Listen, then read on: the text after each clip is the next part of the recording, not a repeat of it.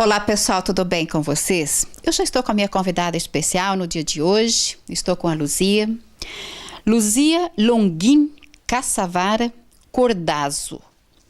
Hoje nós vamos falar sobre um assunto bastante importante. Quem tem por costume de assistir o Fantástico, vocês viram uma matéria sobre constelação há pouco tempo e que se usa também nos tribunais, né?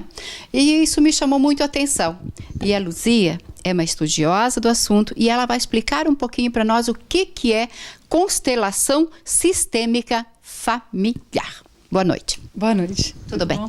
Obrigada pelo convite.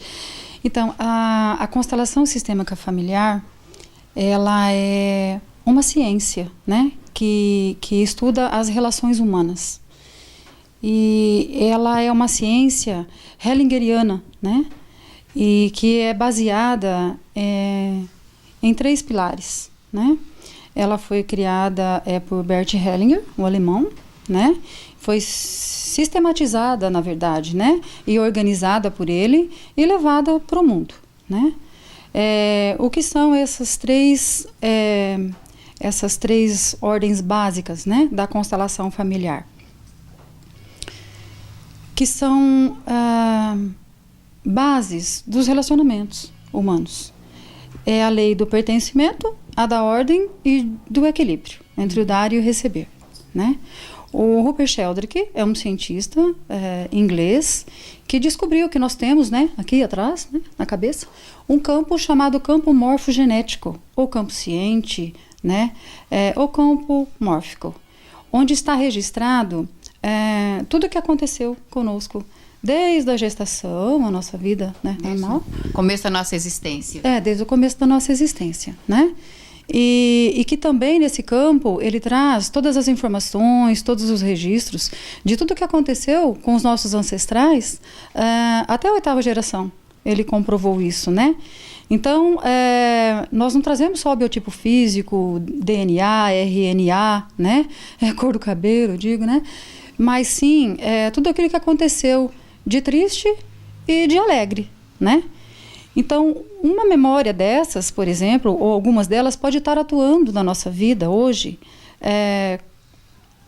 Tudo o que aconteceu até lá na 8ª geração pode estar atuando como um padrão repetitivo, como se tivesse acontecido ontem, né?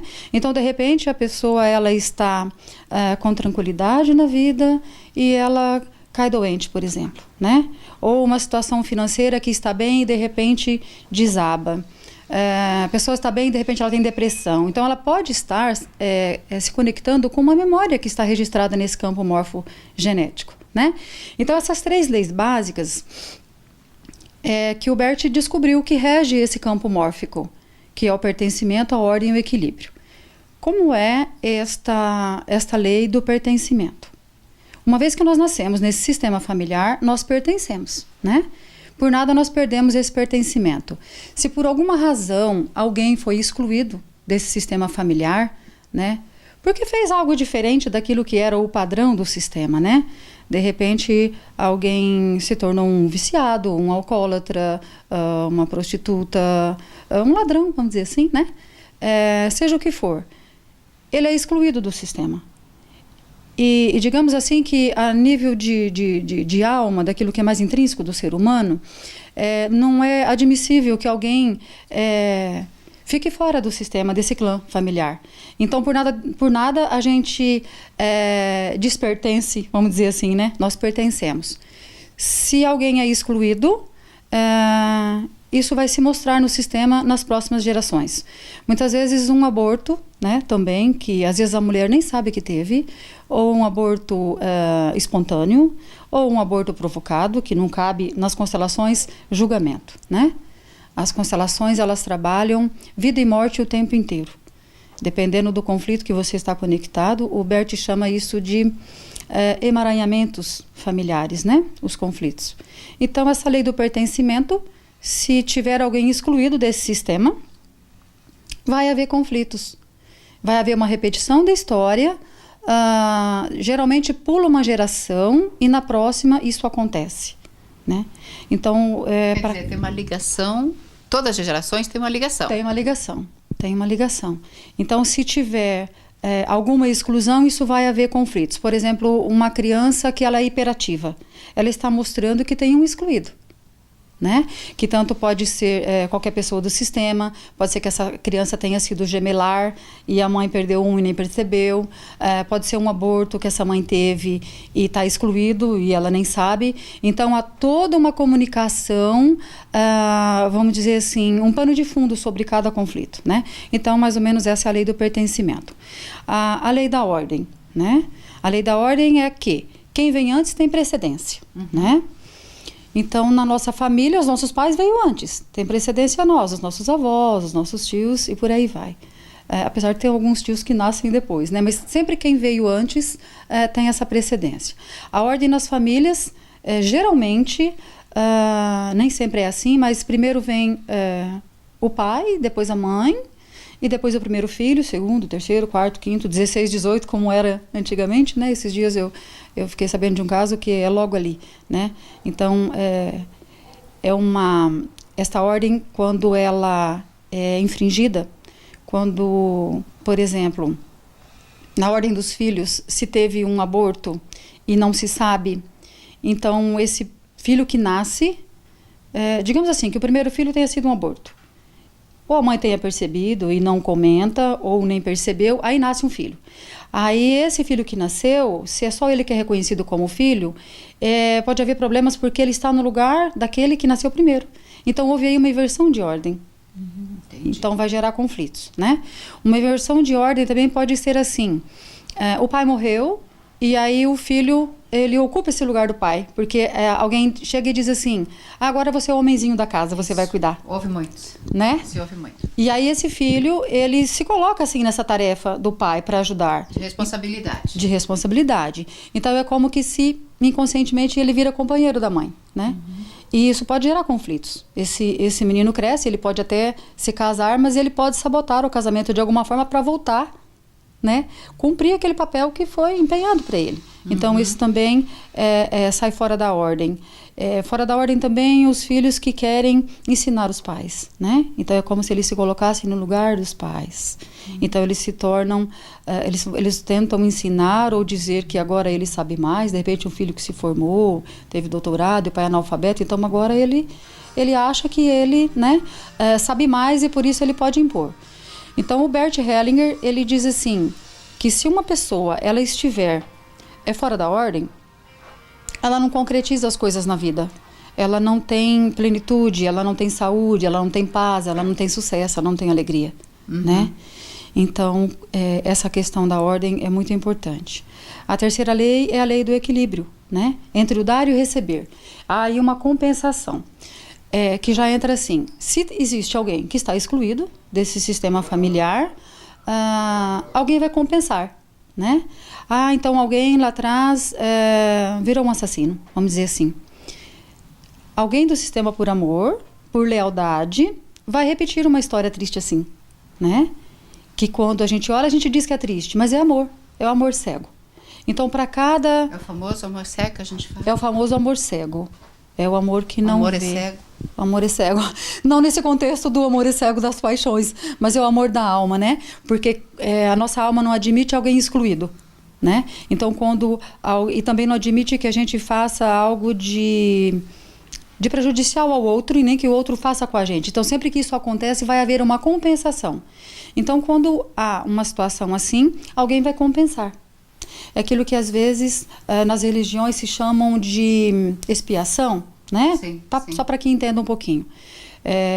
Então, esta lei da compensação, que é o equilíbrio entre o dar e o receber. Então, vai ter sempre alguém compensando aquilo que não ficou resolvido lá atrás. Ou aquilo que não foi visto, numa tentativa de mostrar. Da pessoa só ou das outras gerações que passaram? Das outras gerações. Até a 8ª geração, como o Rupert Sheldrake, né, o cientista, ele confirmou que isso atua. Então, nós podemos estar conectados com lealdades, né, a um ancestral que aconteceu algo com ele. E o amor cego, então, faz com que a gente repita aquele padrão, aquela história triste, pesada, aquela história de dor, né? E é uma forma de a gente dizer assim, olha como eu te amo, né? Não foi só com você que aconteceu, olha também como eu sofro. É o amor cego, né? Então, quando se fala da lei do equilíbrio entre dar e receber, essa compensação. Então, sempre que houve alguém excluído, sempre que houve um desequilíbrio nas relações, né? Tanto de negócios como de relações pessoais, interpessoais e amorosas, vai haver um equilíbrio, né? Ou com a gente mesmo ou nas próximas gerações. Lembrando que sempre, assim, não sempre, mas geralmente pula uma geração, na próxima isso vai ser olhado. Enquanto alguém não olha, isso vai passando de geração em geração, né? Então, essas 3 leis que regem esse campo morfogenético, você conhecendo essas 3 leis, pertencimento, ordem e equilíbrio, ou não, elas que regem, né? Acreditando ou não. Já tive muita experiência delas na minha vida e eu confirmo que funciona mesmo. E as constelações também, elas estão no judiciário, né? Como você comentou no começo, o Sam Storch, que é o juiz da Bahia, que ele é o precursor no Brasil de levar, né, as constelações para o judiciário. Existem cursos, né, em algumas cidades, em São Paulo também, para na mediação sistêmica, para os advogados, para os juízes, para quem tem interesse, né, em fazer. Acho que, na verdade, faz muito tempo já que eles usam, né? Só que nós não ficamos sabendo, né? Não, foi agora depois que Sam Storch levou, na verdade, né? Há quanto tempo, mais ou menos? Olha, não tenho bem os dados certinhos para te passar, mas deve ter mais ou menos assim uns 8 anos, por aí, né? E as constelações também, elas estão nas escolas através da pedagogia sistêmica, né? Onde pode auxiliar muito também, né? Os professores, né? Os proprietários de escola, os conflitos com as crianças.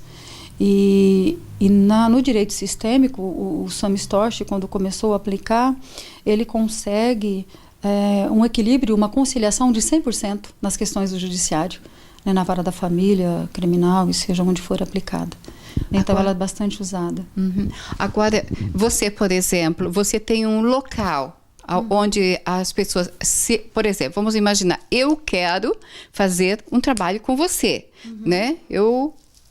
Como que funciona tudo? É uma conversa? É como se fosse fazer uma terapia? Como que funciona? Se eu quero ir lá com você porque eu sinto que eu tenho algo diferenciado, algo que aconteceu lá atrás, e eu quero expor isso, eu quero me livrar disso. Como que é feito tudo isso? Então, quando você tem uma situação, independente se ela aconteceu lá atrás, né? De repente você tem um conflito hoje que você não está conseguindo, já fez algumas terapias, já usou algumas abordagens, ou não. E eu quero olhar para isso através das constelações. Então, não importa se aconteceu lá atrás ou agora, né? Então, o que acontece? Você me liga, você marca uma sessão, né? Não tem que conversar antes.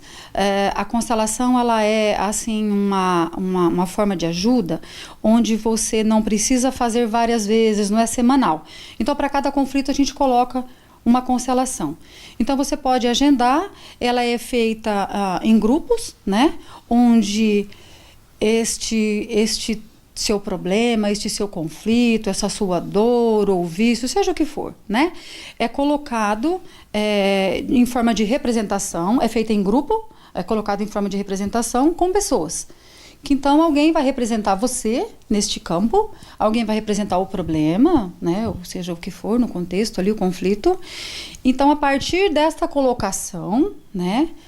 O constelador, ele vai observar, através dessa ressonância mórfica, através desta percepção, o que está mostrando ali. Se aquela situação que você trouxe, ela está ligada a um emaranhamento do sistêmico, se ela é sistêmica ou se não, se ela é, de repente, de hoje, algo que aconteceu. Então, como que o constelador atua, né, dessa forma? Ele é como aquela pessoa que trabalha no teatro, né, que abre as cortinas. Então, ele não se preocupa se ali vai acontecer algo alegre, triste, feliz, se as pessoas vão todas trabalharem muito bem naquela peça. Porque a constelação, ela trabalha vida e morte o tempo inteiro, né?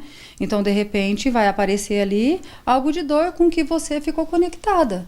Então, o constelador vai tentar fazer um equilíbrio nessa situação.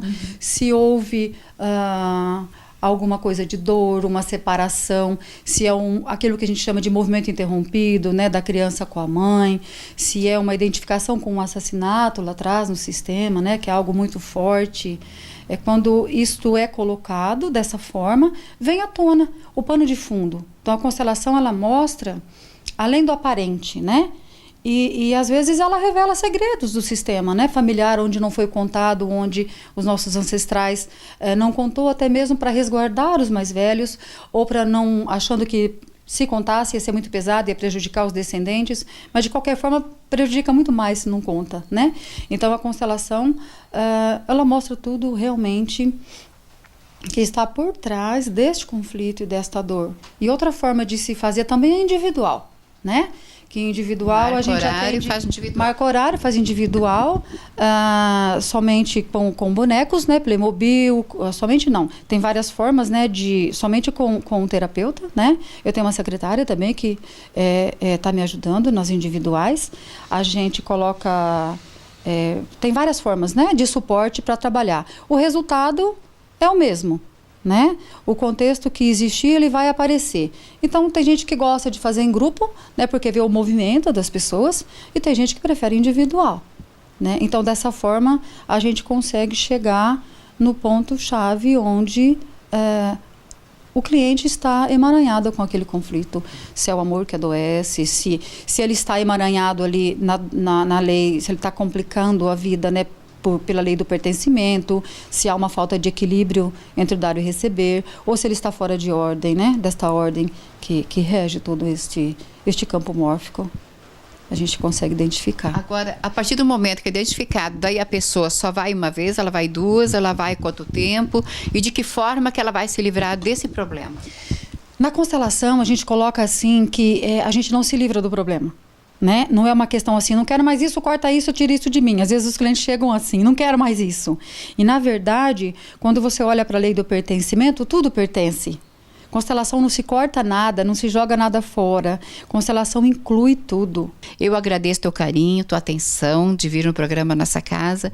É um assunto bem interessante, eu gostei. Muito obrigada. Eu quero agradecer o seu convite com muito carinho e dizer que estou à disposição. Na maioria das vezes nós temos o grupo de constelação uma vez por semana. Quem tem interesse também pode adicionar no WhatsApp, que eu aviso quando tem os grupos. É uma forma também de conhecer, né? E recebo a todos com muito carinho, de braços abertos, aqueles que se sentem chamados, né? Para olhar para alguma situação difícil, de dor, através das constelações, que é uma profissão que eu descobri, né? É a minha profissão e que eu amo fazer. Eu amo demais. E se não é os clientes, eu não tenho como fazer o que eu mais amo, né? Então, eu estou à disposição.